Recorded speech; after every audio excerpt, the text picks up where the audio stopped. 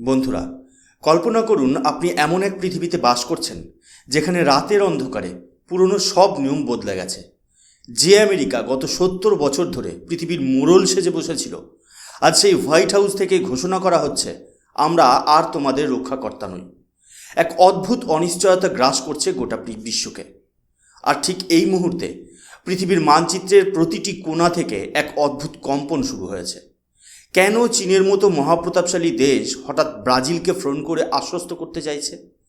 কেন 25 বছর ধরে ঝুলে থাকা চুক্তি ইউরোপ এক রাতেই সই করে দিচ্ছে? আর কেনই বা কানাডার মতো দেশ আমেরিকার রক্তচক্ষু উপেক্ষা করে ভারতের দিকে বন্ধুত্বের হাত বাড়াতে বাধ্য হচ্ছে? আজ আমরা এমন এক সত্যের মুখোমুখি হতে চলেছি যেখানে কোনো রাগ ঢাক নেই, আছে কেবল রূঢ় বাস্তবের নিপুণ বিশ্লেষণ। আজকের এই এপিসোডটি শেষ পর্যন্ত শুনলে আপনি বুঝতে পারবেন কেন এই বৈশ্বিক বিশৃঙ্খলার মাঝে ভারতই হতে চলেছে আগামী ধ্রুবতারা।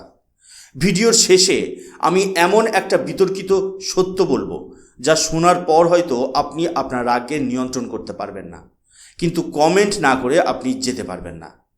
নমস্কার বন্ধুরা, আমি সুশোভন আর আপনারা দেখছেন আপনাদের প্রিয় চ্যানেল অদ্ভুত অথচ বাস্তব। বন্ধুরা, বিশ্ব রাজনীতিকে আপনি যদি একটি ট্রাফিক সিস্টেমের সাথে তুলনা করেন তবে দেখবেন সেখানে দীর্ঘকাল ধরে কিছু অলিখিত নিয়ম ছিল। সব দেশ জানতো কোন লেনে গাড়ি চালাতে হবে, কোথায় থামতে হবে আর কোন সংকেত মানতে হবে। এই সিস্টেমের ট্রাফিক পুলিশ ছিল আমেরিকা। কিন্তু ডোনাল্ড ট্রাম্প এসে সেই সাজানো গোছানো রাস্তায় এক অদ্ভুত বিশৃঙ্খলা তৈরি করে দিয়েছেন। তিনি স্পষ্ট ভাষায় বিশ্বকে জানিয়ে দিয়েছেন, I don't care about your rules. ট্রাম্পের কাছে ইন্টারন্যাশনাল ল বা হিউম্যান রাইটসের চেয়ে বড় হলো আমেরিকা ফার্স্ট, যা আসলে পরোক্ষভাবে আমেরিকা অনলি। তিনি সরাসরি গ্লোবাল অর্ডারের উপর আক্রমণ চালিয়েছেন। যখন তিনি বলেন ডেনমার্কের কাছ থেকে তিনি গ্রিনল্যান্ড কিনে নেবেন কিংবা ন্যাটো জোটের প্রয়োজনীয়তা নিয়ে প্রশ্ন তোলেন, তখন বিশ্ব প্রথমে হেসেছিল, কিন্তু সেই হাসি এখন আতঙ্কে পরিণত হয়েছে। বিশ্বজুড়ে এখন এক ভয়াবহ পাওয়ার ভ্যাকুম বা ক্ষমতার শূন্যস্থান তৈরি হয়েছে। ট্রাম্পের এই ট্রানজ্যাকশনাল পলিটিক্স বা আদান প্রদান ভিত্তিক রাজনীতি সারা বিশ্বের দেশগুলোকে একটা কথা পরিষ্কার বুঝিয়ে দিয়েছে, আমেরিকা আর কারো নিঃস্বার্থ বন্ধু নয়, তারা কেবল নিজের লাভ বোঝে। এই যে একতরফা সিদ্ধান্ত নেওয়ার প্রবণতা, এটি বিশ্বমঞ্চে আমেরিকার বিশ্বাসযোগ্যতাকে ধুলোয় মিশিয়ে দিয়েছে। আগে যেখানে দেশগুলো বিপদে পড়লে পেন্টাগনের দিকে তাকিয়ে থাকতো, এখন তারা নিজেরা নিজেদের সুরক্ষার জন্য দেওয়াল তুলতে শুরু করেছে। ট্রাম্পের এই আচরণ কোনো একক নেতার জেদ নয়, বরং এটি একটি সাম্রাজ্যের পতনের প্রাথমিক লক্ষণ। যখন একটি মোড়ল দেশ তার দায়িত্ব ছেড়ে দিয়ে কেবল নিজের আখের গোছাতে ব্যস্ত হয়ে পড়ে, তখন সেই মোড়লের অধীনে থাকা প্রজারা বিদ্রোহ করতে বাধ্য হয়। আর ঠিক এই কারণেই আমরা দেখছি পৃথিবীর বিভিন্ন প্রান্তে এখন নতুন নতুন জোট তৈরি হচ্ছে, যা আমেরিকার নিয়ন্ত্রণের বাইরে। এই পরিবর্তনটি হঠকারী মনে হলেও এর শিকড় অনেক গভীরে। ট্রাম্পের এই প্রত্যাবর্তনের অর্থ হল পুরনো বিশ্ব ব্যবস্থার মৃত্যু এবং এক অনিশ্চিত বহুমুখী বিশ্বের জন্ম। ঠিক এই ডামাডোলের মাঝেই ঘটে গেল এক নাটকীয় ঘটনা। চীনের প্রেসিডেন্ট শি জিনপিং হঠাৎ ব্রাজিলের প্রেসিডেন্ট লুলা দা সিলভাকে ফোন করলেন।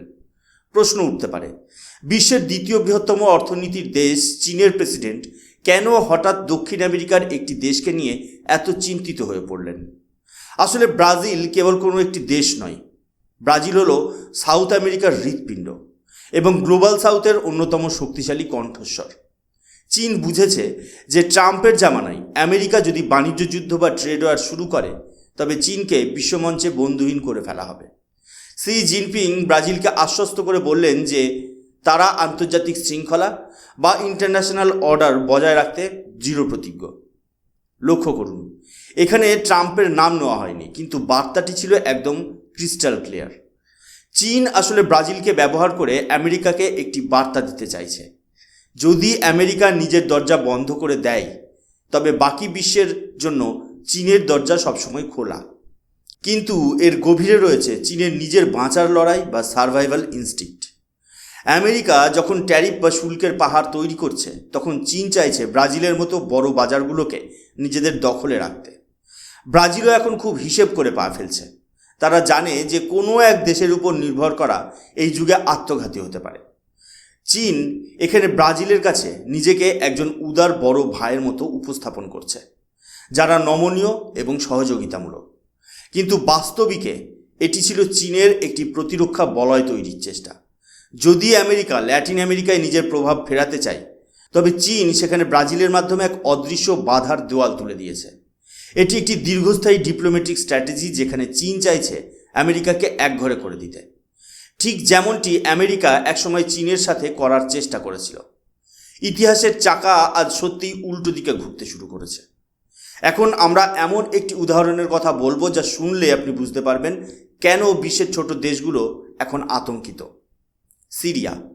1 দশকেরও বেশি সময় ধরে চলা গৃহযুদ্ধের পর বাশার আল আসাদের সরকার সেখানে একরকম জেকেই বসেছিলেন।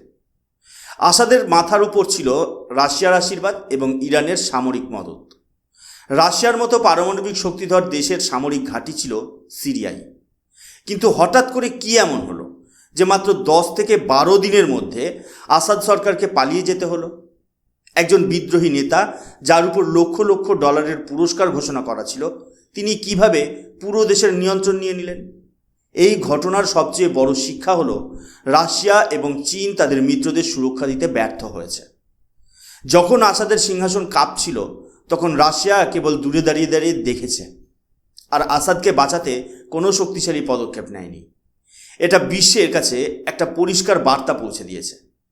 আপনি যদি রাশিয়া বা চীনের বলয়ে থাকেন, তবে চরম বিপদে আপনি একা হয়ে যেতে পারেন, যাদের মিলিটারি সাপোর্ট আসলে একটি তাসের ঘর মাত্র। সিরিয়ার এই পতন আসলে পুতিনের বৈদেশিক নীতির এক বড় পরাজয়।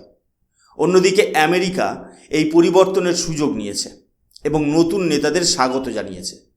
এর ফলে সারা বিশ্বের দেশগুলোর মধ্যে একটি ধারণা জন্মেছে যে চীন এবং রাশিয়া বড় বড় কথা বললেও সংকটের সময় তারা পিছু হটে।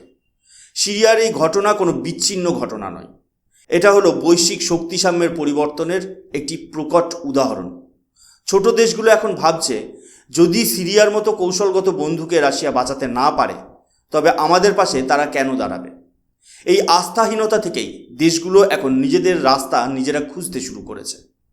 রাশিয়ার এই নীরবতা এবং চীনের নিষ্ক্রিয়তা আসলে নতুন বিশ্ব ব্যবস্থায় তাদের দুর্বল অবস্থানকেই তুলে ধরছে। এটি কেবল সিরিয়ার পতন নয়, এটি একটি মিথের পতন, যে মিথটি দাবি করত যে রাশিয়ার ছায়াতলে থাকা মানেই নিরাপদ।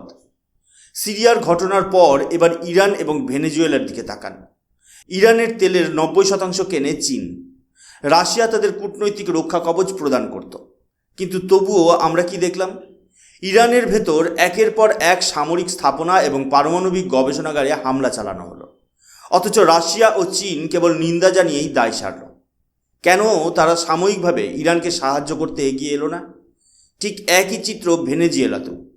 সেখানেও রাশিয়ার মদতপুষ্ট নেতৃত্ব আজ অস্তিত্বের সংকটে। ট্রাম্প ক্ষমতায় আসতেই ভেনেজুয়েলার নেতৃত্ব অদৃশ্য হয়ে যাওয়ার উপক্রম হয়েছে।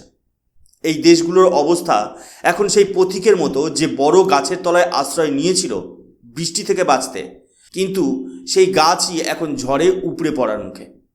এই ঘটনার প্রবাহ থেকে একটা বিষয় স্পষ্ট, যে বিশ্বজুড়ে এক ভয়াবহ জিওপলিটিক্যাল শিফট ঘটছে। চীন তার অর্থনৈতিক স্বার্থ দেখে, আর রাশিয়া তার সামরিক সীমাবদ্ধতায় বন্দী। এর ফলে এই দেশগুলোর ওপর থেকে উন্নয়নশীল দেশগুলোর ভরসা উঠে যাচ্ছে। আমেরিকা যখন ইকোনমিক স্যাংশন বা অর্থনৈতিক নিষেধাজ্ঞা আরোপ করে, তখন চীন বা রাশিয়া সেই ক্ষতিপূরণ করার সক্ষমতা দেখায় না। এই অযোগ্যতা ছোট ছোট দেশগুলোকে নতুন চিন্তার খোরাক দিচ্ছে। তারা দেখছে যে ট্রাম্পের মতো একজন অনির্দেশ্য নেতার সামনে এই তথাকথিত মহা ক্ষমতাধর রাষ্ট্রগুলো পিছু হটছে। এটি হলো সেই ভয় যা পুরো বিশ্বকে আজ অস্থির করে তুলেছে। ইরানের মতো আঞ্চলিক শক্তির এই অসহায়ত্ব প্রমাণ করে যে আগামীর যুদ্ধে কেবল তেলের খনি বা বড় সেনাবাহিনী থাকলেই হবে না। দরকার হবে এমন এক কৌশলগত অবস্থান যা কেবল ভারতের মতো দেশের পক্ষেই নেওয়া সম্ভব। সবচেয়ে বড় চমক এসেছে কানাডা থেকে। একসময় জাস্টিন ট্রুডোর জামানায় যে কানাডা ভারতের সাথে বিবাদে জড়িয়েছিল, আজ প্রধানমন্ত্রী মার্ক কার্নির নেতৃত্বে সেই কানাডা সম্পূর্ণ এক নতুন স্ট্র্যাটেজিক পাথ বেছে নিয়েছে। যে দেশ আগে চীনের ইলেকট্রিক ভেহিকেলের উপর 100% ট্যারিফ বসিয়েছিল, আজ তারা সেই ট্যারিফ কমিয়ে মাত্র 6% নিয়ে এসেছে।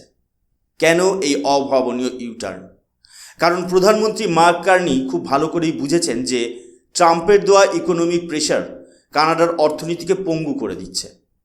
ড্যাভোসে অনুষ্ঠিত ওয়ার্ল্ড ইকোনমিক ফোরামে তিনি স্পষ্ট ইঙ্গিত দিয়েছেন যে আমেরিকার ওপর অন্ধ নির্ভরতা এখন কানাডার জন্য ঝুঁকির কারণ। আর ঠিক এই কারণেই কানাডা আজ আমেরিকার রক্তচক্ষু উপেক্ষা করে চীনের সাথে ইভি ডিল সাইন করছে এবং ভারতের সাথে নতুন ট্রেড এগ্রিমেন্টের জন্য মরিয়া হয়ে উঠেছে। কানাডার এই জিওপলিটিক্যাল পাইভট প্রমাণ করে দিচ্ছে যে বিশ্ব রাজনীতিতে কোনো স্থায়ী শত্রু নেই। মার্ক কার্নি এখন বুঝতে পারছেন যে উত্তর আমেরিকায় এই অস্থিরতায় টিকে থাকতে হলে ভারতের মতো স্থিতিশীল শক্তির সাথে হাত মেলানো ছাড়া আর কোনো উপায় নেই। এটা ভারতের কূটনীতির এক বিরাট জয় যে দেশ আগে আমাদের অবজ্ঞা করত, আজ তারাই নিজেদের স্বার্থে আমাদের দিকে বন্ধুত্বের হাত বাড়িয়ে দিচ্ছে।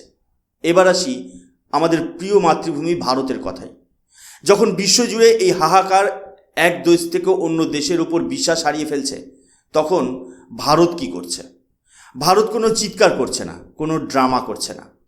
ভারত অত্যন্ত সুনিশ্চিতভাবে নীরবতা পালন করছে এবং একের পর এক স্ট্র্যাটেজিক মুভস নিচ্ছে। লক্ষ্য করুন, ব্রাজিলের প্রেসিডেন্ট ভারতে আসছেন আগামী ফেব্রুয়ারি মাসে। ইউরোপীয় ইউনিয়নের শীর্ষ কর্মকর্তারা ভারতের সাথে বৈঠক করছেন। কেন সবাই এখন ভারতের দিকে ছুটে আসছে? কারণ আজকের এই অশান্ত পৃথিবীতে ভারতই হলো একমাত্র দেশ যাকে সবাই ভরসা করতে পারে। ভারত আজ সেই দোকানদারের মতো যার দোকানে কোনো মারপিট হয় না, তাই সবাই এসে তাদের মূল্যবান জিনিস গচ্ছিত রেখে যায়। ভারত আজ মাল্টি অ্যালাইনমেন্টের নীতি নিয়ে চলেছে। ভিডিওর এই পর্যায়ে আমি এমন একটি কথা বলবো যা হয়তো অনেকের ভালো লাগবে না, অনেকে আমাকে নিয়ে সমালোচনা করবেন, কিন্তু সত্যটা হলো ভারতকে আজ কোনো বড় শক্তির উপর অন্ধভাবে বিশ্বাস করা বন্ধ করতে হবে। রাশিয়া আমাদের পুরনো বন্ধু হতে পারে, কিন্তু তারা এখন ক্রমশ দুর্বল হচ্ছে এবং চীনের ওপর নির্ভরশীল হয়ে পড়ছে। আমেরিকা আমাদের কৌশলগত অংশীদার হতে পারে, কিন্তু ট্রাম্পের আমেরিকা যে কোনো সময় আমাদের পেছন থেকে ছুরি মারতে পারে। আর চীন তো সবসময়ই আমাদের পিঠে কামড় দেওয়ার সুযোগ খোঁজে। ভারতের জন্য আজকের দিনের একমাত্র মন্ত্র হওয়া উচিত India first, India alone but India strong. আমাদের ব্রিক্স দরকার, আমাদের কোয়াড দরকার, ইউরোপীয় ইউনিয়নও দরকার, কিন্তু এসবের মাঝে কোনো ইমোশনাল লয়্যালটি থাকা উচিত নয়। ভূরাজনীতিতে কোনো চিরস্থায়ী বন্ধু নেই। আমাদের ভারতের স্বার্থের জন্য যদি কাল রাশিয়াকে ত্যাগ করতে হয় বা আমেরিকার উপর নিষেধাজ্ঞা আরোপ করতে হয়, আমাদের সেই কঠোর সিদ্ধান্ত নেওয়ার মানসিকতা রাখতে হবে। যারা ভাবেন যে কোনো একটি দেশের সাথে ঝুলে থাকলেই ভারত সুরক্ষিত, তারা আসলে মূর্খের স্বর্গে বাস করছেন। ভারত তখনই সুরক্ষিত থাকবে যখন সে কারো মুখাপেক্ষী হবে না। এই কথাটি কি আপনার খুব কঠোর মনে হচ্ছে? আপনি কি মনে করেন, ভারতের উচিত কোনো একটি বিশেষ দেশের সাথে হাত মিলিয়ে চলা, নাকি আমার মতো আপনিও মনে করেন যে ভারত একা চললে এবং নিজের শক্তিতে বলীয়ান হলে বেশি সফল হবে?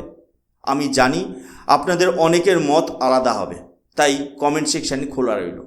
আপনার যুক্তি দিয়ে আমাকে ভুল প্রমাণ করার চেষ্টা করুন। আজকের এই গভীর বিশ্লেষণ যদি আপনাদের ভালো লেগে থাকে এবং আপনি যদি একমত হন যে ভারতের এই নিরপেক্ষ অবস্থানই আমাদের সবচেয়ে বড় শক্তি, তবে ভিডিওটি অবশ্যই লাইক করুন, সাবস্ক্রাইব করুন অদ্ভুত অথচ বাস্তবকে, যাতে আগামী দিনের এই ধরনের গভীর বিশ্লেষণ আপনি মিস না করেন। কমেন্টে অবশ্যই লিখুন ভারতের কি উচিত, এই বিশৃঙ্খলার মাঝে নিরপেক্ষ থাকা নাকি কোনো এক পক্ষ নিয়ে বিশ্বকে নেতৃত্ব দেওয়া। আপনার মতামত আমার জন্য অত্যন্ত গুরুত্বপূর্ণ। আজ বিদায় নিচ্ছি, আমি সুশোভন। দেখা হবে পরবর্তী ভিডিওতে অন্য কোনো বাস্তব কিন্তু অদ্ভুত সত্য নিয়ে। জয় হিন্দ, বন্দে মাতরম, ভারত মাতা কি জয়।